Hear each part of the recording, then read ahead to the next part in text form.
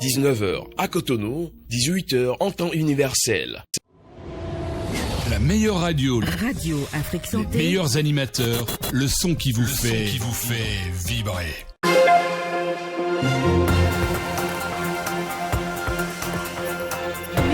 Dans les locaux de Radio Afrique Santé, mesdames, messieurs, bonsoir et bienvenue dans la dernière tranche informative du jour, le sommaire.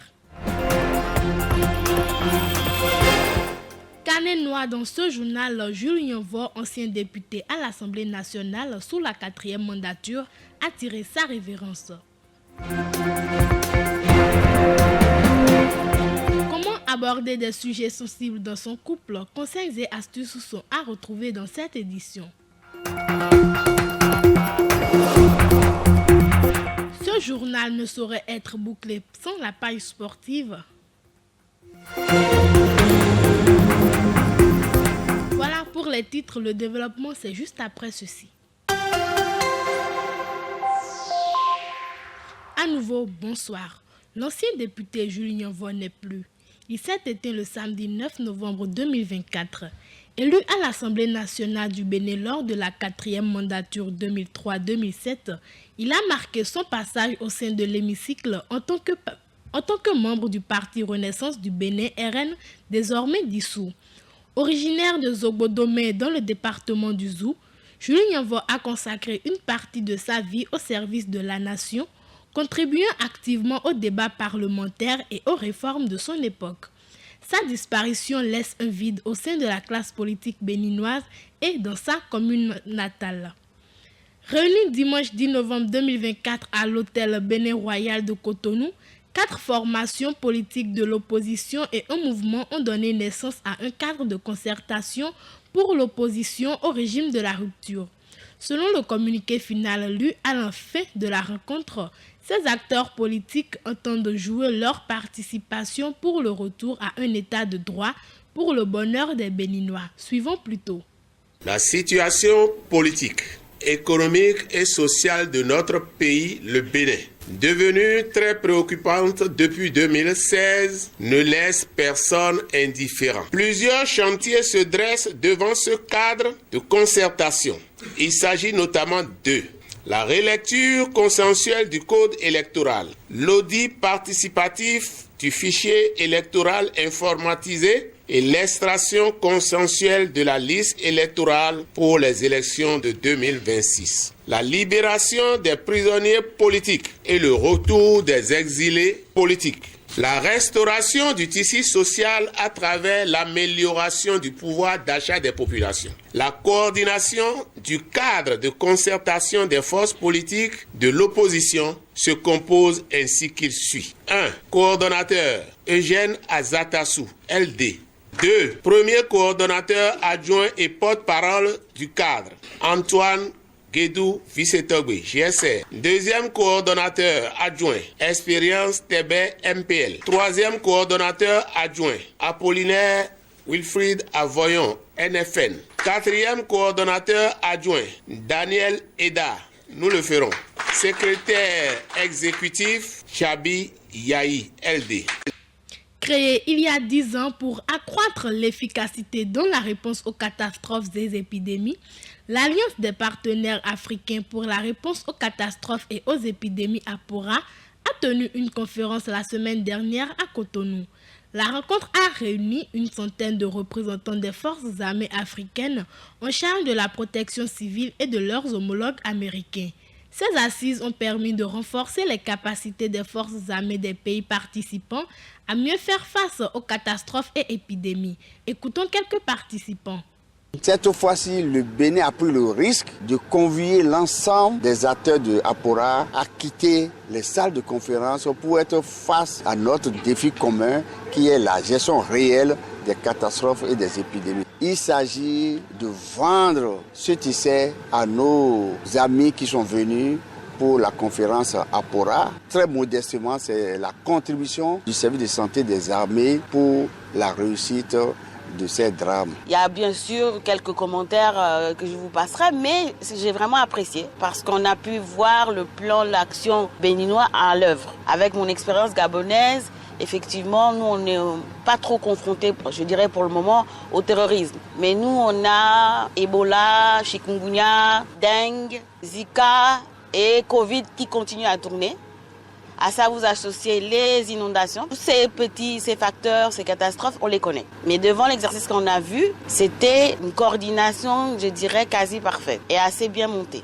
L'exercice était complet. Il a fait intervenir plusieurs intervenants avec une coordination qui m'a paru parfaite. Réellement, je félicite tous les intervenants, le commandement, pour avoir réuni tous les intervenants. C'est la première fois que j'assiste à un exercice avec autant d'ampleur et je suis réellement satisfaite. Je félicite encore une fois tous les organisateurs pour la qualité et la rigueur de cette simulation. Je félicite le Bénin aussi d'avoir déployé les grands moyens. On a vu carrément des déploiements d'avions militaires pour évacuer les cas urgents. On a vu aussi le scénario, il y avait pas mal de choses à voir, c'est-à-dire l'accident de la voie publique, l'implication des véhicules militaires et civils, après la suspicion de cas de Mpox.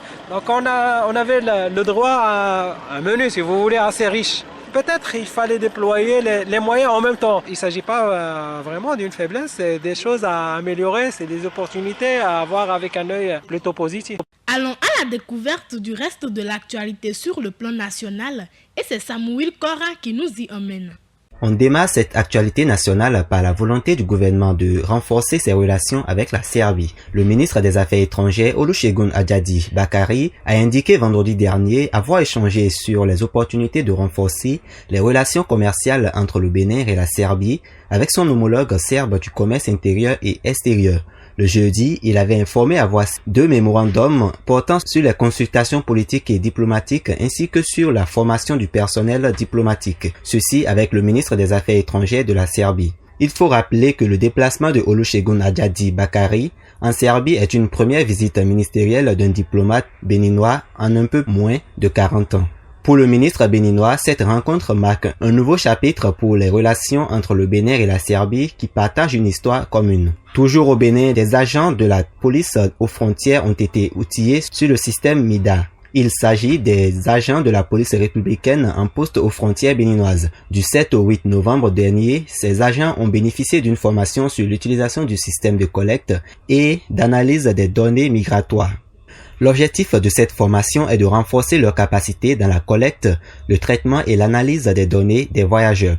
La formation entre dans le cadre du projet régional Promouvoir la coopération transfrontalière pour la prévention des crises et le renforcement des structures étatiques pour établir ou assurer la stabilité dans les zones frontières fragiles. À en croire le commissaire de police de 2e classe syriaque Onsou, grâce au système MIDAS, les unités de police sont outillées pour améliorer la capacité du travail en matière de contrôle d'identité, de flux pour la sortie et les entrées au niveau des frontières.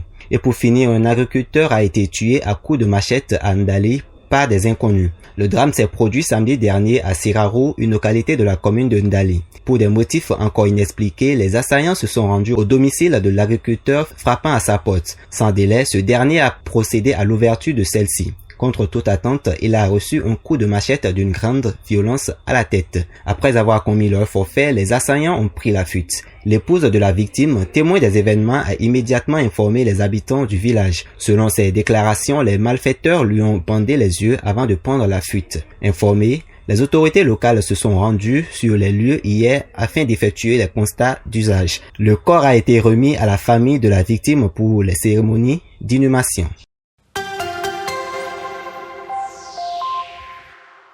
Le cancer de l'estomac est une affection qui se développe au niveau de l'estomac. Les facteurs de risque sont notamment le tabagisme et un régime alimentaire riche en aliments salés et hautement transformés. Comment peut-on traiter un cancer de l'estomac? Le chirurgien Keloufi Morand y répond. Le cancer invasif de l'estomac, c'est un cancer qui pénètre profondément dans la paroi de l'estomac. Dès que la tumeur arrive au niveau de la sous-muqueuse, c'est à partir de là où on peut dire que c'est un cancer invasif ou infiltrant de l'estomac. Par contre, les petites tumeurs localisées au niveau de la muqueuse, qu'on appelle les cancers superficiels de l'estomac. En fait, déjà, le cancer de l'estomac est un cancer très fréquent à travers le monde, malgré que son incidence a nettement diminué. En 2019 et en 2020, il y a plus de 1 million de nouveaux cas à travers le monde. C'est le 5e cancer en matière de fréquence et surtout c'est la 2e cause de mortalité par cancer. Alors en Algérie, il y a un peu plus de 900 nouveaux cas par an et c'est le 5e cancer chez l'homme et c'est le 6e cancer chez la femme. Les causes sont assez on va dire multifactorielles. En fait, il y a des facteurs environnementaux qui sont liés d'abord à l'alimentation.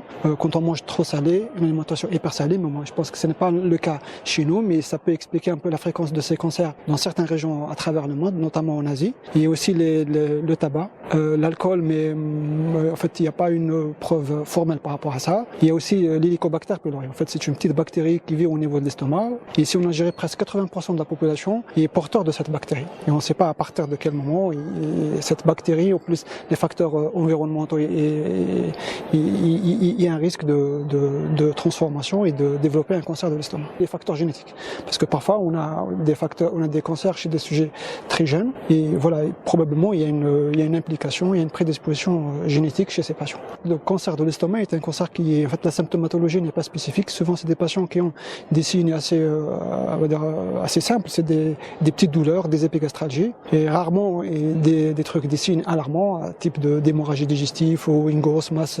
abdominale. Et le diagnostic, il est fait essentiellement par endoscopie digestive haute. Il faut aller consulter chez un médecin et faire une endoscopie, ce qui nous permet de voir la tumeur, de la localiser et de faire des biopsies. Et à partir de la biopsie, on pourra avoir confirmer le diagnostic de ce cancer. Bien sûr, le cancer, il a un traitement, ça dépend du stade et le type. Mais en général, le seul traitement qui est curatif, qui est efficace, c'est la chirurgie, à condition d'arriver à un stade utile par rapport à ces patients. Mais cette chirurgie, elle reste insuffisante parce que beaucoup de malades, même si on les a bien opérés, on les a opérés à un stade utile de la maladie, souvent les patients récidivent assez précocement. Et c'est pour cela que vous allez trouver ce qu'on appelle des stratégies. En fait, c'est un traitement combiné entre la chimio et la chirurgie, soit avant, ou faire de la chimio et de la chirurgie et de la chimio après, et parfois même faire de la chirurgie après complétée par de la chimiothérapie. À travers le monde, il y a plusieurs politiques de dépistage, notamment dans les pays asiatiques, au Japon et en Corée. Pourquoi? Parce que c'est des pays où il y a une incidence assez élevée de ce cancer, et ce qui a permis à ces pays de diagnostiquer les cancers à un stade très précoce et d'améliorer un peu la prise en charge et les résultats de cette maladie. Et puis, d'un sujet à un autre, le gingembre, les feuilles de laurier et même le clou de girofle disposent d'un ensemble de vertus bénéfiques pour la santé. Mais parlant de vertus, sur le plan spirituel, on y retrouve également des bienfaits, lesquels sont énumérés par Dr Aka Félix dans cet extrait. Le gingembre, vous écrasez un gros rhizome comme ça de gingembre, comme mon pouce, vous l'écrasez, vous le mettez au soleil. Dès qu'il sèche, vous mettez un peu de poudre dans votre porte-monnaie ou dans l'endroit où vous gardez de l'argent. Et vous verrez que tous les jours, vous allez rentrer de l'argent. C'est comme ça. C'est l'auteur de la vie qui a fabriqué ça comme ça. Vous mettez la poudre de gingembre dans votre porte-monnaie. En tout cas, jusqu'au soir, vous allez rentrer un peu plus d'argent qu'habituellement. Ensuite, le laurier, il y a une expression française qui dit dormir sur ses lauriers. C'est-à-dire, vraiment, on a tout réussi, on ne se fatigue plus et les choses arrivent. Qu'est-ce qu'on peut retirer le laurier? Le laurier, c'est bon pour la digestion, le laurier, c'est bon pour le foie. Le laurier, c'est bon, on met ça dans toutes les sauces. Mais lorsqu'on va brûler le laurier dans une maison, on va apporter l'énergie solaire dans cette maison, puisque ce sont des plantes qui sont régies par le soleil. Le laurier va nettoyer configuration au niveau de la pièce ou de la maison où on va le brûler. Ensuite, on pourra aussi préparer en infusion et puis se laver avec, puis ça va qu'à sécher sur le corps. L'aura, notre corps électrique qui est autour de nous devient plus propre, devient plus magnétique. Donc on peut utiliser le laurier aussi de cette façon-là. Ensuite, le girofle est aussi une plante solaire. Lui aussi, sur le plan physique, on l'utilise pour étouffer toutes les fermentations intestinales qui arrivent lorsqu'on fait des mélanges alimentaires qui sont pas bons. Et donc on va boire une cuillère à café de bleu girofle qu'on va écraser et qu'on va mettre dans 2 verres d'eau. On va les boire au principal repas, sans mettre du citron, sans mettre du miel. Cela atténue à 90% toute fermentation intestinale excessive et cela permet la digestion de se faire correctement. Maintenant, le girofle, on peut aussi se laver avec. Ça clarifie l'aura, ça clarifie notre corps éthérique. Voilà, et puis on peut en brûler dans la maison aussi. Tous les complots qui sont dans la maison quand on brûle vont être découverts parce que le girofle est une plante solaire. Si on a un petit mal dedans, en un creux, on prend un peu de le girofle, on mélange et qu'on met directement dans la dent. La douleur se calme dans les minutes qui suivent. Maintenant, on peut prendre le laurier, le girofle et la cannelle, les mettre ensemble. Les trois créent une autre dimension qui fait que l'aura brille davantage, que notre personnalité brille davantage. Si vous venez de nous rejoindre, sachez que vous êtes à l'écoute du journal sur Radio Afrique Santé et on aborde à présent la page société. Les retombées d'un acte sont ce qu'on appelle communément le karma et même la foudre pour certains. Parfois, Certaines personnes ne parviennent pas à pardonner ou même si elles pardonnent, elles gardent à l'esprit que la nature se chargera du reste. Est-ce une assertion qui est vérifiée? Doit-on comprendre par là que le karma existe? Ceux que nous avons rencontrés ont cependant des avis mitigés sur la question. Le karma pour moi n'existe pas. Si quelqu'un t'a offensé et que tu sais ou que tu comptes sur le karma, c'est ton problème. Tu ne cherches pas à surpasser cette dernière ou à lui montrer en fait qu'elle a tort, c'est votre problème. On dit que le karma est là, c'est un faux truc. Pour moi, le karma, ça n'existe pas. Tout dépend de celui qu'on a offensé. Ce n'est pas se venger en fait, non. Mais dit que non, il m'a fait ci, j'ai eu mal, du coup, la plupart du temps, c'est celui qui a offensé sans le savoir peut-être. Il continue sa vie et mène sa propre vie. Et vous, qui attendez le karma, vous êtes là à scroller. Pour le karma, je dirais pas directement que c'est un truc qui existe ou pas. Parce que c'est une question d'idéologie, de vision et d'interprétation. L'interprétation diffère en fonction de chaque individu. Un individu peut interpréter l'histoire d'une personne en disant que bon, c'est à cause de telle chose qu'il a fait il y a de cela quelques années qu'il est en train de subir quelque chose comme ça. Ou bien c'est à cause d'un tel bien qu'il a fait qu'aujourd'hui maintenant il est ainsi. Or ça peut être seulement un coup du sort. Donc pour ma part, le karma n'existe pas. Sinon que moi je pense quand même que le karma existe. Parce que si tu fais du mal à quelqu'un, forcément tu vas le payer d'une manière ou d'une autre. Même si la personne ne décide pas de te faire payer d'elle-même, la nature s'en chargera. Aucun mal ne reste impuni. Ça peut prendre du temps, des années, des jours, des mois, mais tu finiras toujours par payer. Je l'annonçais dans les titres, la communication est au cœur de toute relation de couple épanouie. Une communication sincère et bienveillante est essentielle, surtout pour aborder les sujets sensibles. Comment aborder des sujets sensibles dans un couple sans créer de tension? Les citoyens se prononcent au micro de Samuel Kora. Alors pour moi, la communication, d'abord, c'est le facteur capital dans toute relation, que ce soit amoureuse ou même en famille, au fait. Parce que lorsqu'il y a un problème et qu'on n'arrive pas à discuter là-dessus, chacun garde ses intentions pour lui et après ça pourra engendrer d'autres soucis. Il faut juste savoir connaître les bons moments, les moments où il faut aborder un sujet avec quelqu'un. Et il y a des moments stratégiques. Je suppose que tu es en couple avec quelqu'un et la personne t'a offensé. Ne pas lui faire la remarque tout de suite pour la brusquer au fait ou pour le brusquer. Attendre le moment opportun pour essayer de discuter avec lui. Voilà, je pense que pour aborder les sujets sensibles dans un couple, il pas d'abord de principe sur lequel il faut savoir. Dans un couple, c'est la communication qui est à privilégier. Puisque sans la communication, même les différends, vous ne pouvez pas les résoudre. Et donc, avant d'arriver aux sujets les plus sensibles au sein de votre couple, il faut s'habituer quand même à communiquer, à parler beaucoup plus de tout, de rien, à apprécier les fantasmes de l'un et de l'autre. C'est de cette manière-là que progressivement, c'est plus facile pour vous d'entrer dans les sujets sensibles, lesquels sont d'ailleurs très importants pour le maintien de votre couple, puisque aujourd'hui, on peut le constater, ce manque de communication, ce manque de tout ce qui peut être relié à la sensibilité, que ce soit pour l'homme et pour la femme, ces gens de couple qui rencontrent ces problèmes ne font pas long feu. Donc je pense qu'il faut d'abord faire la culture de la communication au sein des couples et donc lever facilement les tabous autour des sujets sensibles pour pouvoir y arriver.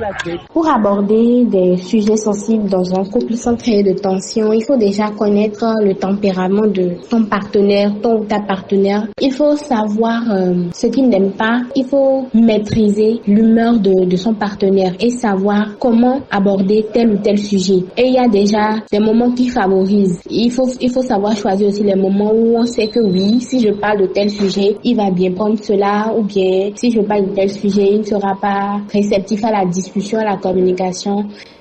Des nouvelles du reste du monde en ce lundi 11 novembre 2024, c'est avec Ola Grâce Adjé.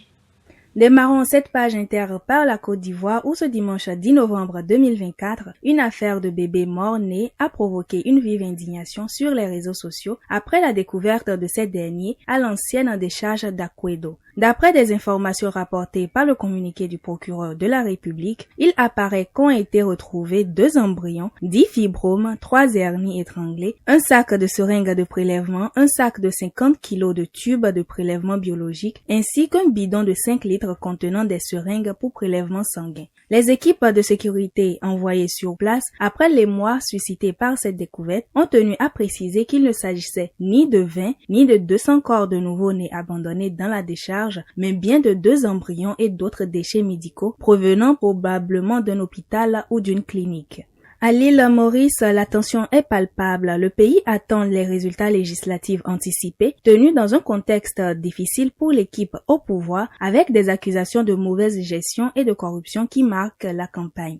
Ces élections proposent principalement l'Alliance du changement, un regroupement de 4 partis d'opposition mené par l'ancien Premier ministre Navin Ramgoolam et le mouvement socialiste militant MSM du Premier ministre Pravind Jugnauth. Les résultats devraient confirmer la prochaine direction politique du pays. Ce 11 novembre, la capitale de l'Azerbaïdjan, Bakou, accueille la 29e conférence des Nations Unies sur les changements climatiques COP29, un sommet sous haute tension où le financement du climat est au cœur des discussions. L'objectif est de mobiliser des fonds pour aider les pays les plus vulnérables qui peinent à faire face aux impacts croissants des catastrophes climatiques. Un échec dans les négociations à Bakou compromettrait gravement les objectifs de réduction des émissions fixés pour 2025, mettant en péril les espoirs de contenir le réchauffement climatique.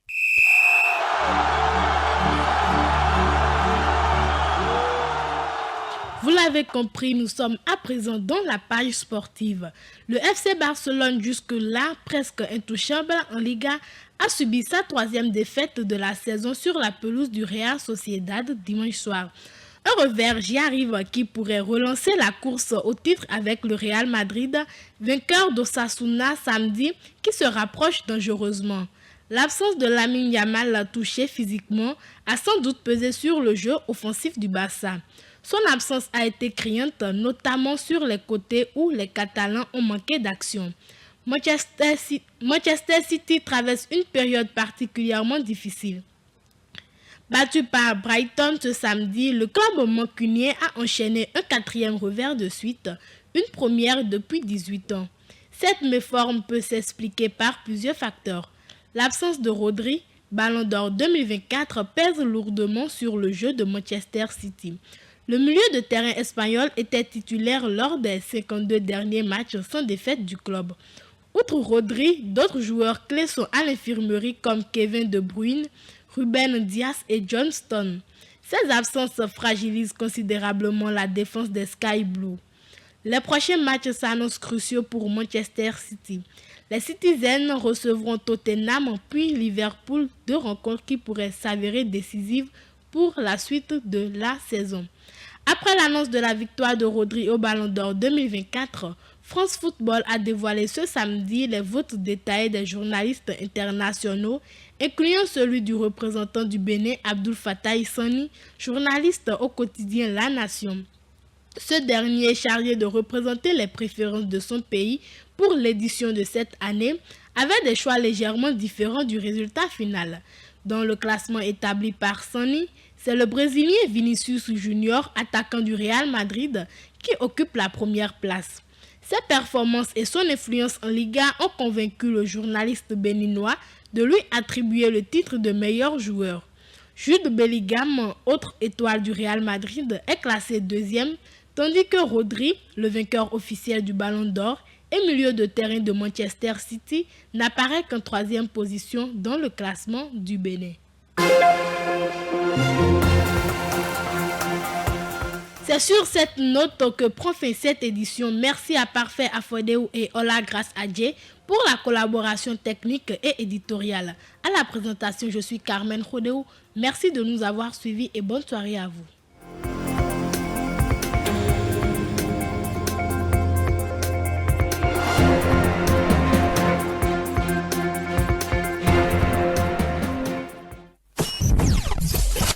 Restez connectés et écoutez Radio Afrique Santé. Votre santé, notre priorité.